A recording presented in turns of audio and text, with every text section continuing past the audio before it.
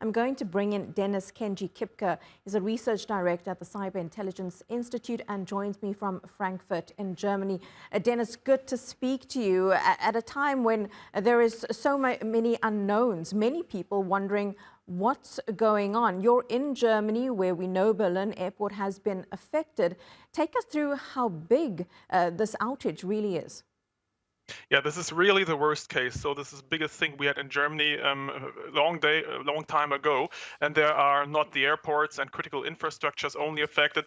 There are a lot of medium-sized, small companies and enterprises that are well affected. Production facilities are affected. So we can say that a lot of parts of the industry do not function properly anymore, who rely on these Microsoft 365 systems as well as Microsoft Azure. And we see also with that the upcoming dangers of the cloud. So in Germany, we are discussing the cloud issue for a long time because not only state authorities, but also private companies, private people are relying on cloud services. And what we currently see, and as it was made clear before, we do not see the reason at this moment.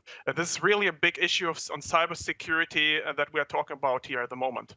You mentioned there the Microsoft 365 systems, and just break that down for our viewers, what some of those systems are, because I would imagine that those are systems that many of us use every day without even thinking about it. Yeah, and we see this during this global outage. So there are a lot of companies relying on cloud services, and that means cloud productivity services. So software suites such as Microsoft 365, they contain not only data storage, but they contain also programs like Word, Excel, PowerPoint, where every company relies on every day. And when these systems, which are very critical, are not functioning anymore, we see that even emails cannot be sent out properly. So whole communication can be down just caused by this disruption of the Microsoft cloud services we currently see. And Microsoft is working on this issue as far as I know, but they are still not aware on how this clearly happened. So this might be the reason that there has been a security update, faulty security update, which has been rolled out by CrowdStrike. But we normally have 3 different server farms in the US which are working independently, and all of them are currently down. Microsoft is working on this issue to get the systems back online, but we see a lot of outages at the moment worldwide and not only in Germany. The cybersecurity company CrowdStrike is being spoken about. They are a cybersecurity company, of course, but what else do we know about them and their efficacy? Yeah, so normally CrowdStrike is a standard cybersecurity company, and they're in charge of a lot of different security functions. They're a big US security company, and they are well known in the industry. So a lot of companies and state authorities rely on CrowdStrike since several years. So regarding this outage, this is very surprising for a lot of people, because normally you would think that a cybersecurity company provides cybersecurity for your services, but now we see that a cybersecurity company might have destroyed the cloud services.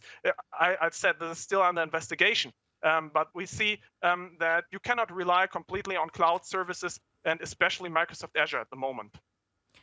When you say you can't rely completely on cloud services, what else then should people be looking at in terms of reliability, using cloud services accompanied with something else, or not using cloud services at all?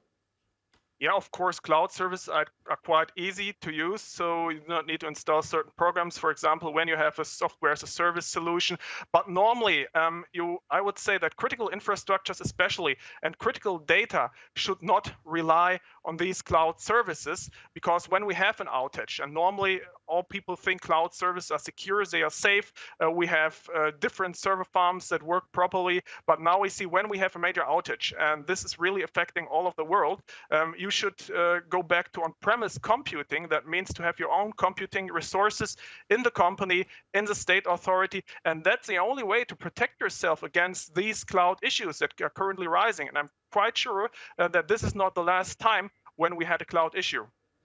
Dennis, it's really good to speak to you, and thank you so much for breaking that down for us and really explaining what's happening here at the moment. Dennis, thank you so much.